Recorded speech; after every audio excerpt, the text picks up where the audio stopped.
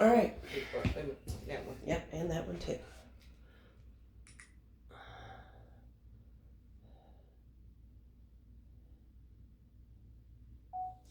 All right. All right. So it is a cloudy day in Kentucky. Man, It has been raining, and it has been forecasted that for the next 7 days, we will be experiencing rain, and more rain. So how are you ladies doing today? I know I kind of move a little slower when it's sluggish and absolutely nasty outside. Um, How you feeling today, Lisa? I'm feeling okay. Feeling okay? You need rain to grow. We do need rain to grow. So I love that's a how you positive turn that twist. around. Yes, And I'm more on to move things to positive. I love that. That's kind of going to put us in our segue, how to turn negatives into positive. Right. And we're going to just flow in this conversation today. Cyndee and I have, to get where you are, you already in the flow of Right. bringing the conversation forward. Man, So. This is our 6th episode. 6th episode. Already? Yay. I've been in 6 So proud of episodes. us. We didn't let anything stop us. No, you guys even recorded without me when we had to do that redo. So kudos to y'all for 6 shows. And I told you in the beginning, y'all don't need me. I'm just here to navigate and narrate every now and then. We do need you though. Yeah. I am necessary when it comes to You are wanting to be here, but I don't have to be here, you guys. Thank you for being here with us. I love you Yay guys. for Elgina for being here. Yay for all of us being here. Absolutely. Because it's a big step to actually sit on this couch. It is. So we wanted to start off with just, again, always making sure that we let you know what this whole segment is about. We are moms with a message, and we're Voices also of pain. considered voices Voices of of pain. pain. This whole set was set up from Miss Rose Smith's vision is to give a voice to families that have been impacted by gun violence. So we want to say kudos to Miss Rose Hey, Smith. Miss Rose. Always. She has opened up the doors to several locations for us to have a safe space, and this is one of those. And so in this time that we spend with each of you, if you're catching this live or by the replay, we want to thank you for choosing to spend this time with us. And so as always, we're going to open up with who we are and who we are living in legacy for. So you want to start, Cyndee? I'm Cyndee, and my daughter is Allie. I am Elgina, and my son is Anthony. I'm Lisa, and my son's Trey. All right, so let's get into it. Let's talk about it. A lot of the times we have, being forced to deal with multiple things. Just as women, we are always on. Like, we have to get the kids up for school, make the breakfast, find their backpacks, Sign the and doctor note. sign the doctor note, answer the phone call because somebody's left something, and still be ready to go to work or to do the next thing. And that's life, but it's also life, and we've had to process life and all of its components, and then grief, and then more grief, And more grief. and then more grief. 6 months after Allie was murdered, my husband caught COVID and almost died. Jeez. And we are still dealing with the after effects of that. I was telling the ladies that during COVID, my husband caught cancer, Yeah. my mother-in-law died, and the same week my goddaughter was killed in a car accident. So all of that on top of just life. And here recently, Lisa, this week. Well, my significant other has experienced loss, so I had to sit with him and his grieving. An older relative in the family, his basically brother-in-law and his nephew. Wow. So, And then this morning, my school friend of 47 years passed away today. So we just want to take a moment to say we're sitting with you. Thank you. There's no pain like the present pain that you feel in the right now moment. So because this is a really, really, really early, you haven't even had this information 24 hours, and then this is the same week that you're experiencing to support your significant other. So we are holding space for you guys and letting you know that our support is real, and it's relevant for you to reach out and know that you're not doing it alone. Thank you. So with that being said, we wanted to just bring forward some of the ways that you will see and have to process compound grief. What is compound grief? Compound grief is old, new, and now. Old, new, and now. We've all been living with some sort of grief. We are all in constant state of grief because we are grieving what was that is no more. Mm-hmm. Even if we look at the world, it's not the same world No. that it was, 20 years ago. It's not the same world that it was 5 years ago. COVID changed all of our lives. Absolutely. Not only did COVID come and touch your husband's body, but it touched every single thing that we normally was used to doing. Yeah. It reconstructed how we even do life today. So compound grief looks so many different ways. So we're not going to try to classify it in a box and put a ribbon on it and say this is the only way that we can present you what it looks like to be experiencing compound grief. If you are experiencing compound grief, know that two realities can exist at the same time. You can be healing and hurting at the same exact time. Yes. Because every single thing doesn't merit tears, but every single thing is going to trigger an emotion. You can also be helping too. Yeah. You can be healing, hurting, and helping. Come on, I love it. Absolutely. Healing, helping, and hurting. And with that, I think that that's the work that we've done. Yeah. To know how it feels to not be supported so that you can help. I'm thankful for this group because I knew how to sit with Jimmy's sister-in-law. Oh, that's so good. Just listen to what she said. Mm-hmm. Just ask, did you eat? Did you take your medicine? Mm-hmm. When she said no or whatever, please remember to eat. Please remember to take your medicine. It's important. Then left it alone. I'm not going to nag her over something that she doesn't want to do. Right. And I knew what to say to my best friend's mother who's still alive, who has to bury her child. Those gentle touches, yeah. She's like, I'm going to the funeral home now. I just let her know it's okay to be not okay.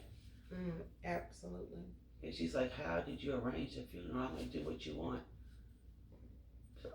Good advice. Thank you so much for sharing that. That is very important. I think that making the funeral arrangements is one of the hardest things to do, and then it's one of the things that you have the most regrets because you're like, did I do it like they wanted it? It's did the quickest, longest thing you've ever done in your life. Yeah. You got a small window to plan it, and then when it's the last final day, you're like, I don't want this to be over. Yeah. This is the final time. It's so crazy how grief can have you just in this ball of emotions because you feel every emotion. Yeah. You feel love, hate, sadness, happiness. You laugh, you're mad, you're angry. And you feel it all at one time sometimes. So sometimes it's good just to stop and breathe. Absolutely. You know what is the craziest thing about my memory at the funeral home is, and I want to just give just an opening for people to know that it's okay if you do not want a repast. If you do not want to do the dinner afterwards, because I don't know where in the book that it says the person that's in the most pain needs to accommodate a big old dinner and a get together for everybody. That is crazy work. I mean, I went home and people followed, but I did not make any plans and say anything.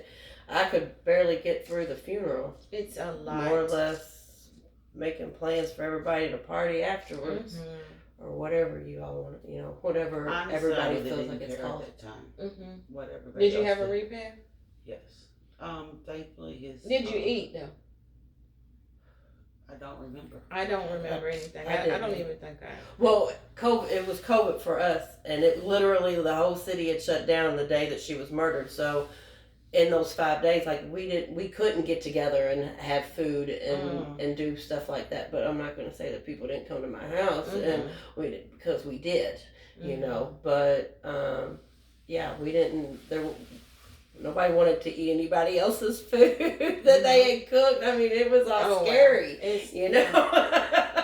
And now we're looking back 5 years. You know, COVID stole time from us. Oh, absolutely. That moment, you needed that support if you wanted it. You know, but I'm going to say this. I didn't have to go back to work. I mean, I did, but it was online. It was classes. It was getting certificates. Oh, that's it wasn't anything that I had to physically go into a job and perform some type of duty. Not until August, and she was murdered in March. So, and then the kids still wasn't back in school, so we were only packing up lunches for everybody. But I was also dog grooming too. I had 2 jobs prior to her passing, and then COVID came and we couldn't groom dogs anymore. We wasn't allowed to have dogs come to our shop. But I still had the JCPS job where I was serving the kids. So I didn't lose money where some of my coworkers did because we couldn't work. I still had a job. I lost some money, but I didn't lose everything. But I didn't also have to go back to work like a lot of other people did. Like, I got to sit in my grief and ponder in it, which was that a good thing? You know, yes and no. I mean, because I sat in it. Yeah. I sat in it, and maybe I sat in it too long, or, you know, I didn't know. But I know that I needed that moment, and if I didn't have that moment, I don't think that I would be where I am today. Yeah. My best friend from New York came down, and she sat with me.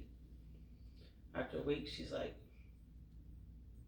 "Are you going to get up out of bed?" Like, it made me realize, like, I needed to get up out of bed.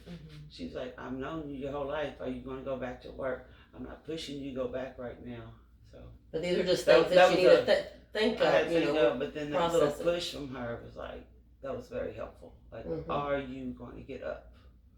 I'm going to say in 2015, the world was still kind of the world, right? And so people paid. I'm a cosmetologist by trade.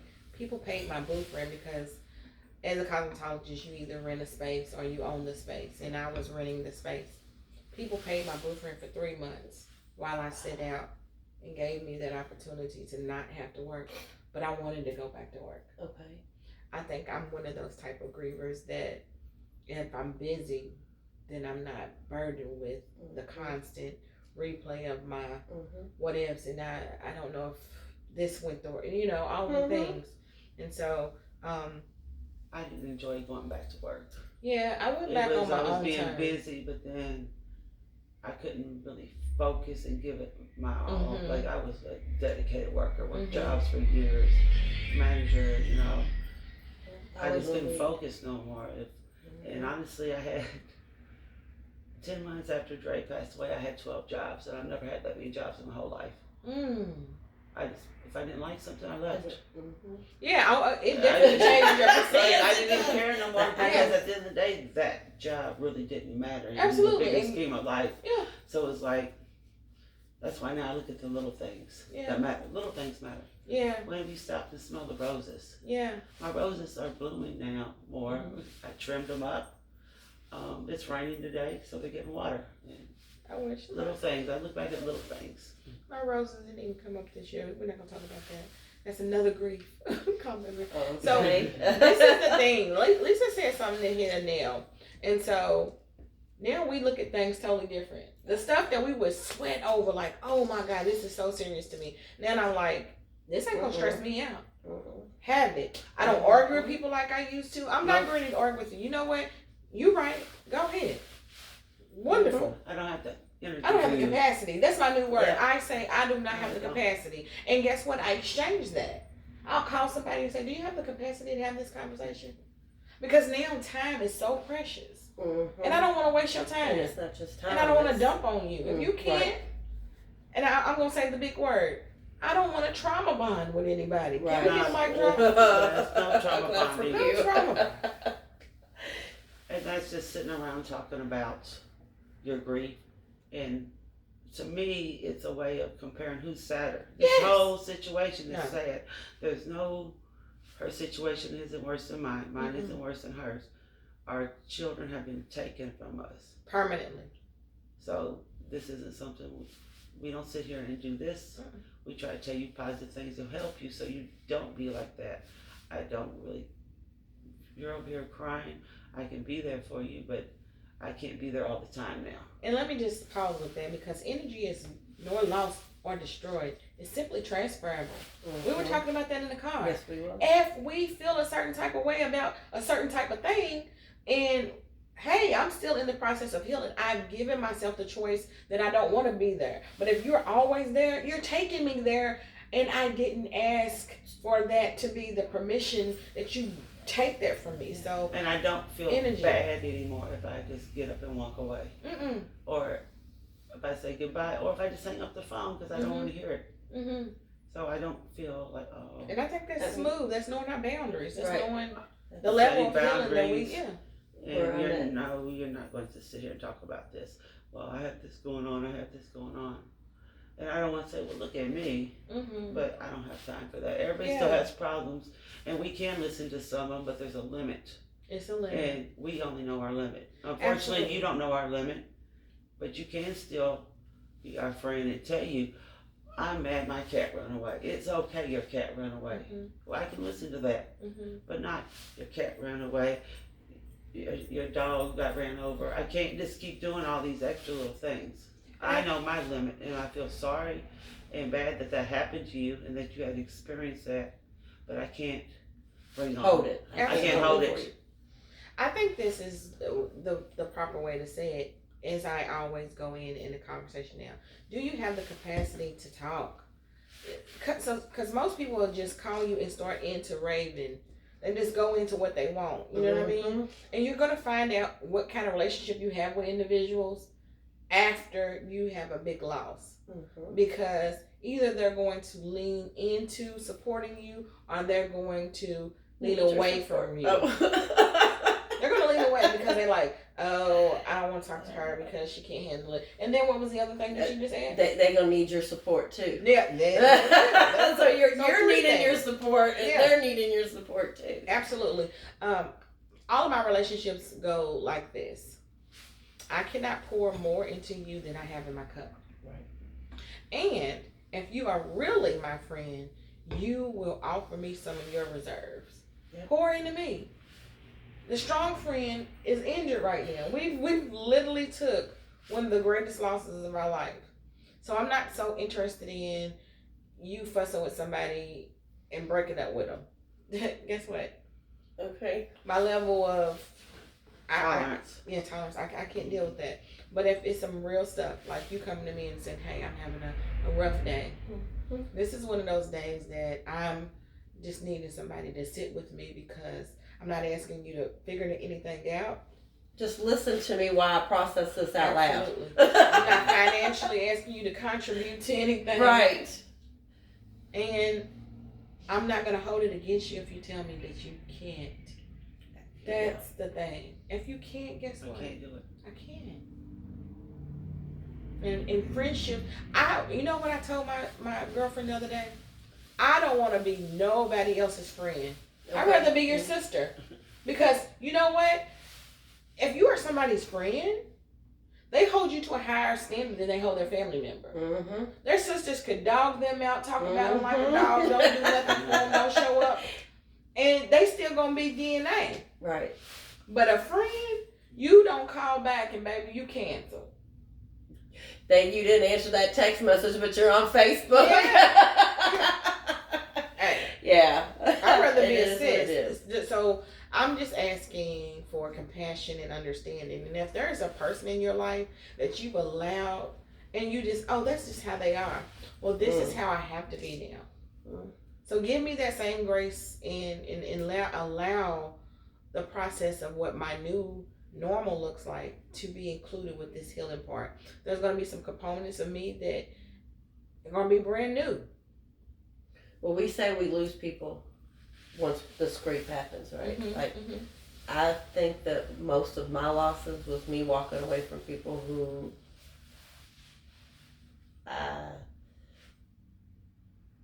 didn't connect with on that level anymore. Mm-hmm. Like they you'll see the superficial friendships. It's a different level because thankfully they don't have to feel what we've been through. Absolutely. So they're not going to comprehend how we feel, and sometimes they do back away. I think, but a lot of mine was I've gained sisters instead of, like you said, friends, because I can call either one of you and say, hey, this happened today, and it could be like my cup fell off the table. I might feel Trey knocked it off, and I might be emotional, but I can call them, and they'll be like, we comprehend. You call somebody else. The signs, love the signs, baby. You call somebody else, and they'll say, what are you talking about? You're going crazy. Are you okay? Do we need to call somebody? Yeah. And then hang up. Like, no, I just want you to know, Dre knocked my cup over. And we're like, oh, girl, for real, what was you doing? Okay, what time was it? Right. Then I know, but then we look into what time was it? And then one of us will look what was at you the thinking numbers. when this happened? Because we like so excited. You're right. We're in a new weird crowd, and it's okay. And what you were saying is you learned that. Now I say, girl, I done forgot. No. Okay, so grievous brain is a real thing, ladies and gentlemen. She did not just lose her train of thought because she didn't want to think about that anymore. Grievous brain is real. She really man. I'm just going to insert what I think that she said.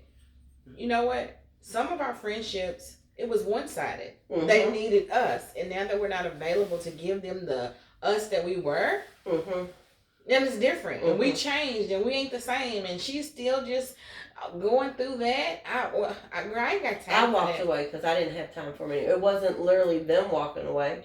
I walked away because I didn't have the patience and the time anymore, and it wasn't something that I even wanted to burden with my heart that's already broken. I couldn't take anymore, so I'm gonna walk away. But this is us being unapologetic okay. for our actions in the most polite way. Yeah. Because I didn't want to. Who is anybody to judge us anyway? Right. Nobody but God. Nobody has jurisdiction over any decision I make. So if you've changed, people might not know that. It could We be for all the better. are supposed to, right? We're all But supposed to grow and change. You're not going to be the same your whole life, but you're going to grow from life experiences. So this is the other thing. You need to be. This is the other thing. After the loss of a very close loved one, you begin to process what is important to you now and how you're going to move forward with building, memories, legacies. I know that everything has become more intentional. Even with my gift giving, my time spending, I used to be like, oh, I have to, when I retire, I'll spend time with my family. No, I make it mandatory. Like you said, every Saturday or Sunday you spend. It's like me. It's your day. It's me. Like, how have you started prioritizing Lisa since Dre's death? What Lisa and Jimmy have going on is very important. Yeah. Him being there for me has helped me a lot because he has a stability. But then I have to be there for him as well whenever he went through his grief. Yeah. So me just sitting there being quiet and watching him. He says, Skip saying, what's wrong? Why are you doing this? Just me being quiet and watching and observing, okay, he's doing this. Let me help the little I can help do this. Let me just be there with him in that moment and make sure he's okay. Because we were growing together and that was my stability when everything else was falling apart. Yeah. I'm still holding space for you. I mean, it's so hard to see somebody you love going through the pain that you already know how it feels. We can't compare how his pain is to hers, but she can sure enough empathize with him. Like, oh my gosh, to just be in this season of knowing that you're living in absence of someone, no matter the relationship, it is super hard. And I think I am more empathetic now. It says, when you hear somebody, oh, they died on the highway, I think of their mother, if they're still living. Or before I'd be like, oh, it's another crash. That's sad. But now I'm like, I send up a little thoughtful for the family. Oh, yeah. Anytime I hear anything from shooting. When I see a car accident or anything, I immediately start praying. I mean, be like, Lord, please let them be okay. Car accidents are very triggering for my mother because my brother and me as well, but more for my mom because my brother Chance died in a car wreck. I lost a cousin, a sister-in-law in a car accident. Allie's best friend, and Allie. I mean, honestly, she didn't die that day, but it changed her. You know, it did. In a way, you did. Yeah. So I did lose her in a different way, but my goddaughter, Brianne, she was 20 years old. She was driving her boyfriend home from work, and her truck flipped over, and she was ejected out of there, and he didn't have a scratch on him. My brother, he was 18. He died in his car wreck. There was 4 other people in the car. He died instantly. That's how I make the negative into a positive. Yeah, it was instant. I know it was instantly, and he felt no more pain after that moment. So it's hard on things like that, but I read today, try to find positive in every day you wake up. Absolutely. Some days it's going to be a little bit harder. Yeah, that's my set attitude is gratitude. I wake up every morning saying thank you. I tell the Spirit Divine, thank you for the good sleep I got, even if it was for 2 hours. Thank you for allowing me to have that and wake up. Yeah. You know, thank you for protecting my children and me while we was asleep, and you know, every morning. There's a saying that says, "What is celebrated is repeated." So when you celebrate gratitude and setting your attitude with positivity, you bring forward more of that, you know. And I feel the same as negative. If you keep on dwelling on everything is terrible, it's gonna be. You're just speaking it. You put a spell on yourself. For the first 2 years, I woke up every morning and said, "What the fuck? You wake me up again?" I mean, for 2 years, that's how I was, and that's how I lived for 2 years with that negative energy. And when I figured out it was me, I had to change my thoughts to make me feel better, that nobody else could do it but me. That's when I took that stand and started learning a different way, because the inner me is the enemy. Yeah, but people need to realize it took you a while for that to happen. Like there's no time on, I want to feel better today. I wish we could say it because it's been said a long time ago. Okay. So it took her time. It took us 2 years to do this podcast, because Elgina knows from the beginning when she met me, I was never going to do this. Oh yeah, me. I told him I don't speak. And then we called it forward because Miss Rose named us as just speaking around and locally voices of pain, and sometimes we would have these really, really deep conversations. She was like, "Man, it needed to be recorded. Somebody needs to hear this." And so the equipment showed up one day, and she was like, and then guess what? Here we are. Woo, woo, woo. On our number 6 show. Oh, hey. So on the 14th, I have court for pre-trial. Make sure that everybody's got all the paperwork and I don't know, whatever they do in pre-trial just to make things keep on going. But so the 14th, I have pre-trial. We're definitely going to be holding space for you. And hopefully the last one in court in our trial. 14th. Which is the day before my birthday. And it's my anniversary. Yeah. My anniversary is the 14th. Anniversary. We gotta have some good news then. Yeah, I mean, you know, I always said that, but every court date ended up being around a birthday or an anniversary or some, most likely most of them birthdays, but every court date I've had has been on a birthday or the week of the birthday of somebody who's been close to Allie. Every single court date. Yeah, so I mean, it's just, and then we don't have trial until February, hopefully. Like, it is a date set, so I'm hoping that they stick with it, but... Well, yay for you. Okay. You got a court date, finally. Yeah, I'm really not... And I've been anxious for 5 years. 15 months to, for your... block parole, so I'm deeper into, I've had my court date, had my sentencing and going through parole fighting, so... But everyone's case is different. Yeah, mine's still shut. 10 years and still have no justice, nothing. Everybody that was working on my son's case has been assigned or fired. Even the chief, Right. our last chief. So I told 2026, I'm talking to 2026 right now. I want answers and I want some things just explained to me.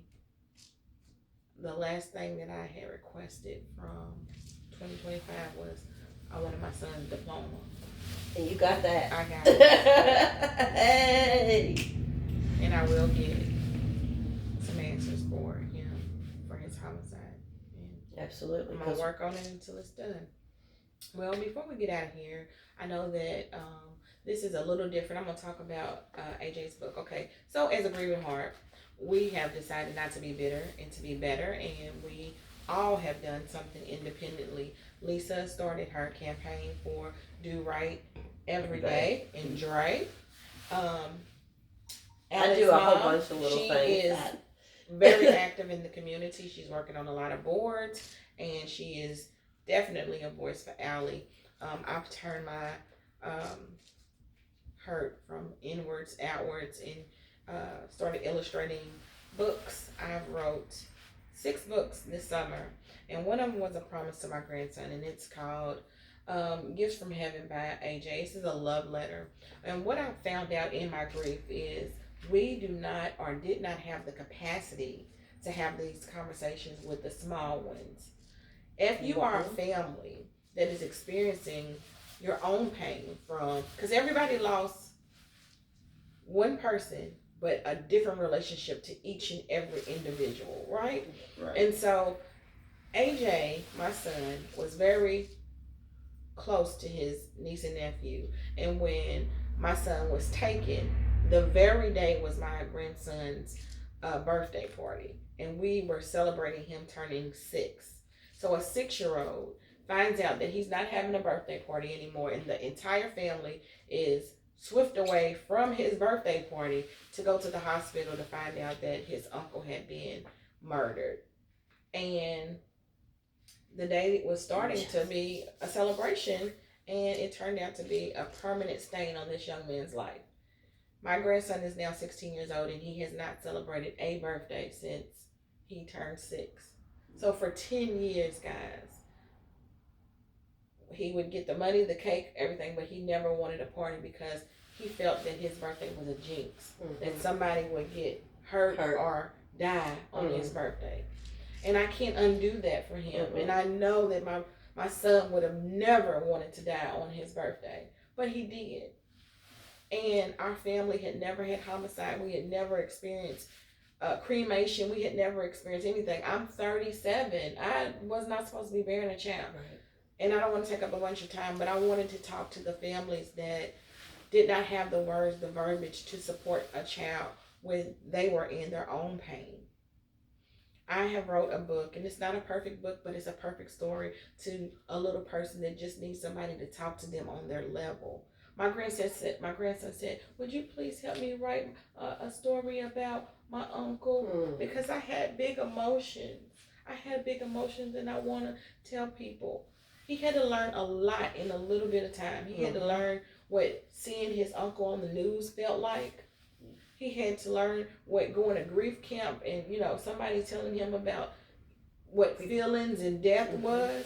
He had to see his uncle be in a casket, sleep and couldn't wake up, and then we tell him 2 weeks later that we're going to have his uncle's birthday party without him there with a cake.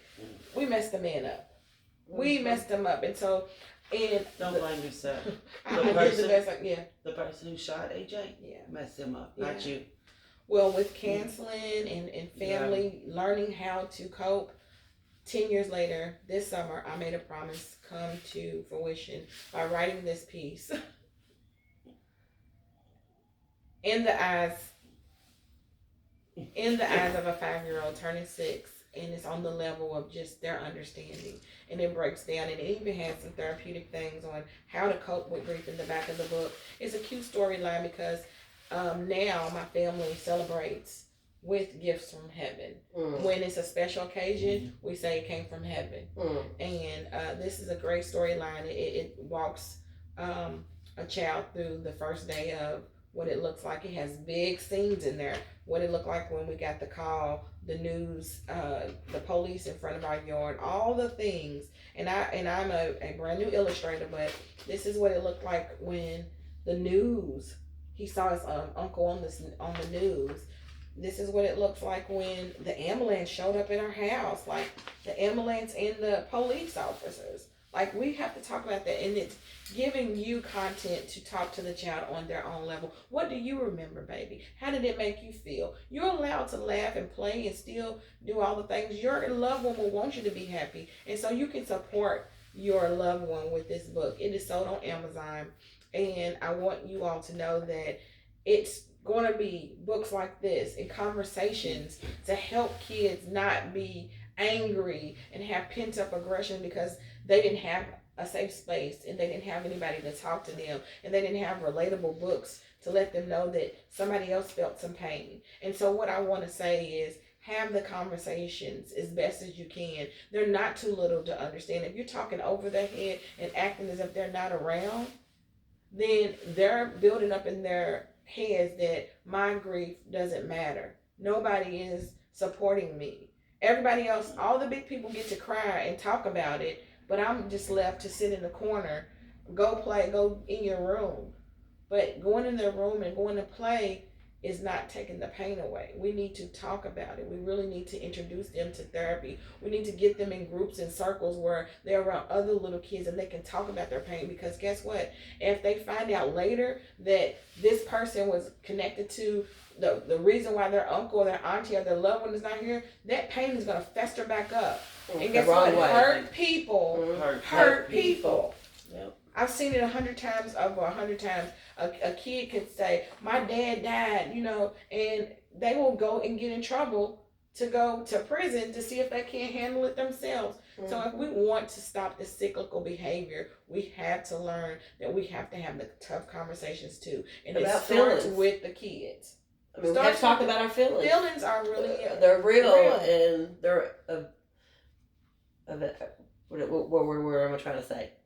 Irrelevant. They're irrelevant. Irrelevant. That is the word I'm looking for. So, I'm not doing a shameless plug, but even when we was talking about how Lisa said when the cup falls, she thinks of it as drain. In here, my grandson talked about AJ coming to him in a dream. Mm-hmm. And we need to know how to handle that. Okay, well, what happened in the dream? Was you happy? Are you okay? And look, his little face is smiling. Yeah. Because AJ loves him. Why wouldn't he come and visit him and tell him that he still loves him?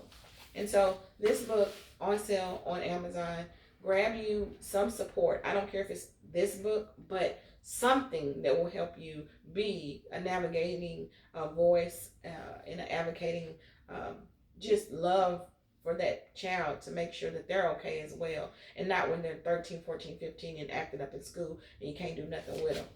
It says train up a child in the way he should go, and when he get older, he won't depart from it. So that's my 2 minutes.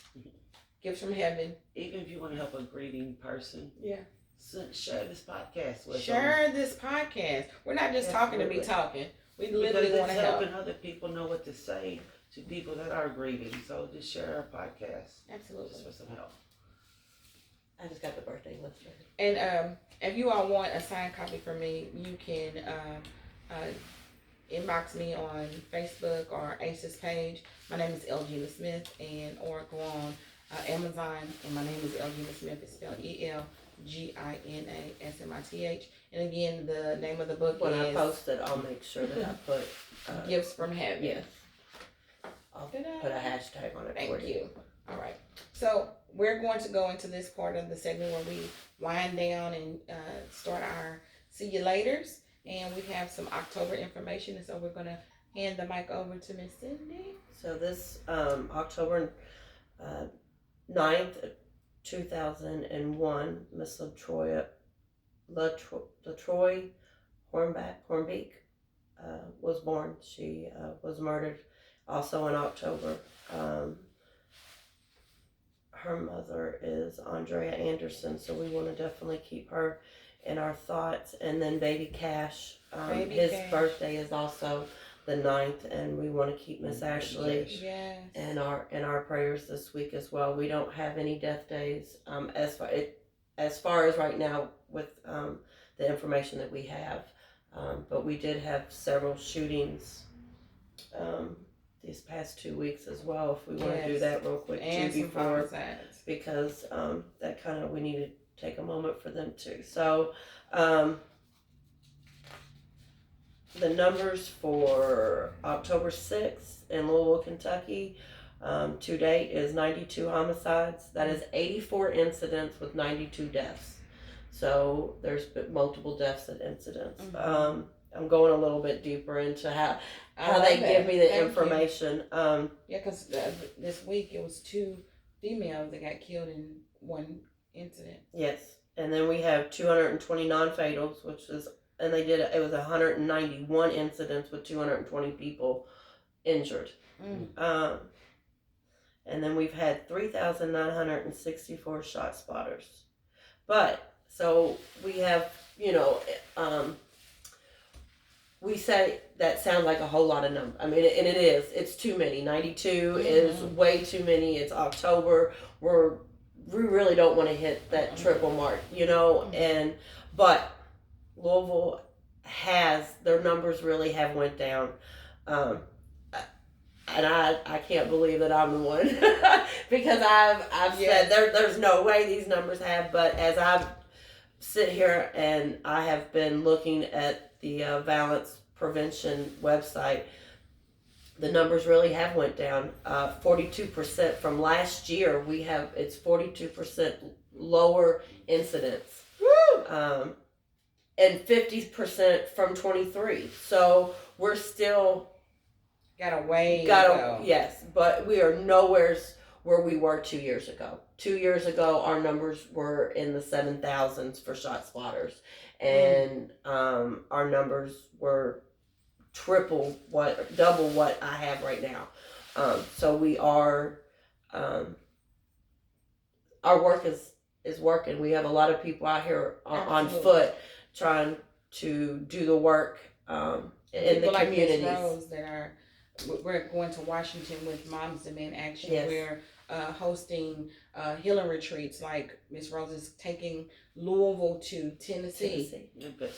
Memphis, Tennessee. Yes. On October the 26th. Pray for us. Make sure we keep the prayers in that we don't have October National Guards and stuff there. They're taking over Tennessee, Nashville, and talking about this because this is not just Louisville's problem. This is a world's problem. And if we can get neighboring states to come together and we all talk about how we can fix it across the board and the diasporas, we're going to have a better world. I'm looking for a better city, but a better world. Where a moment of silence for the world. Absolutely. Just to be peaceful. Yeah.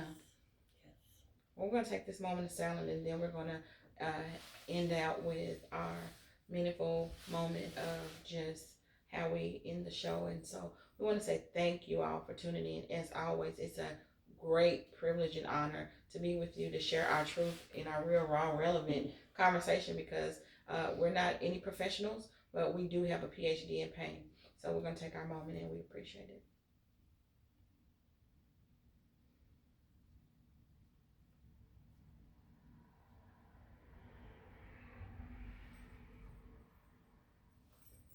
Thank you so much. So we're going to pass it to Lisa. We're going to switch it up. Lisa? All right, I'm Lisa, and just do right every day. Dre. Dre. Dre. We're going to live, laugh, and love. Our 3 L's.